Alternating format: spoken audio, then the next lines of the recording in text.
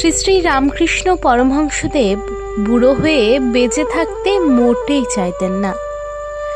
বলতেন, আমি বুড়ো হয়ে মোটেও বেঁচে থাকব না। কেন বলতেন জানেন? তবে চলুন আজকে শ্রী শ্রী ঠাকুর রামকৃষ্ণ পরমহংসদেবের এই কাহিনীটিই বলবো আপনাদের। তবে বলবো, ভিডিওটি ভালো লাগলে চ্যানেলটিকে সাবস্ক্রাইব করে পাশে থাকবেন, কমেন্টে লিখবেন জয় শ্রী রামকৃষ্ণদেব, এবং শর্টসে দেখলে ভিডিওটি বড়তে দেখে আসুন। আশা করি হতাশ হবেন না। ঠাকুর বলতেন, লোকে যে ওই বলবে রানী রাসমণির কালীবাড়িতে একটা বুড়ো সাধু থাকে, সে কথা আমি সইতে পারবো নি বাপু। তখন শ্রীমা বলতেন, ও কথা কি বলতে আছে, তোমার কি এর মধ্যেই যাবার সময় হয়েছে?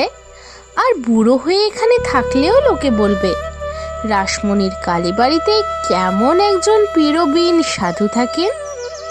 তখন শ্রীরামকৃষ্ণদেব বললেন, হ্যাঁ, লোকে তোমার পীরবিন মিরবিন অত শত বলতে যাচ্ছে আর কি।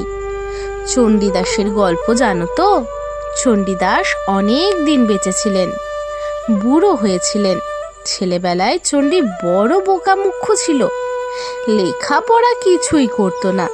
বাপ একদিন রেগে তার মাকে বললেন, বড়ই বিরক্ত হয়ে, চণ্ডীটাকে আর ভাত খেতে দিও না, কিছু করো না, চারটি চারটি ছাই দেবে।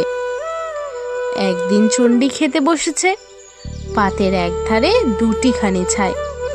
চণ্ডী খেয়ে দিয়ে জিজ্ঞাসা করলে, হ্যাঁ মা, এ কি?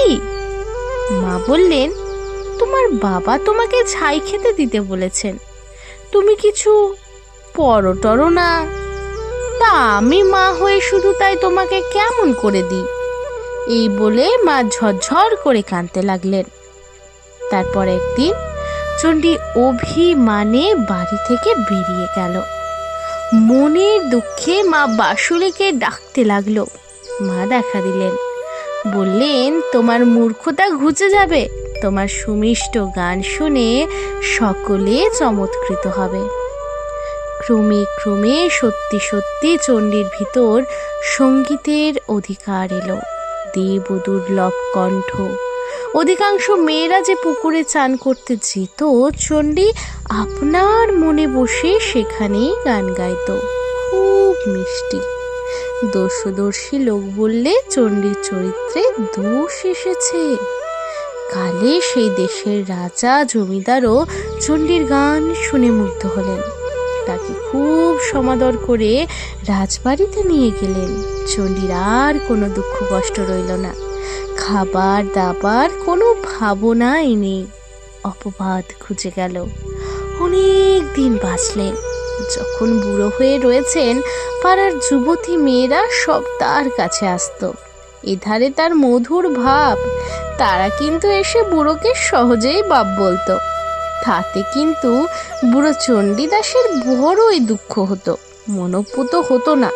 তিনি অতি খেদে বলতেন, বাসুলি আদেশে কহে চণ্ডীদাসে, এ বড় বিষম তাপ।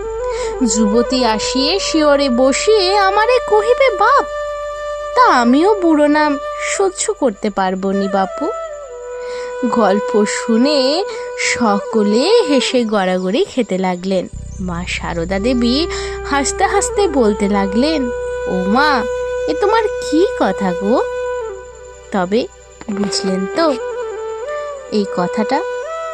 তবে বলবো আজ এই পর্যন্তই। শ্রী রামকৃষ্ণদেব ও ঠাকুর মা সারদার আরো ভিডিও নিয়ে আসব। আজ এই পর্যন্তই। লেখাটি ফেসবুক থেকে সংগ্রহ, তাই লেখককে অনেক ধন্যবাদ। থাকুন ভক্তির সাথে।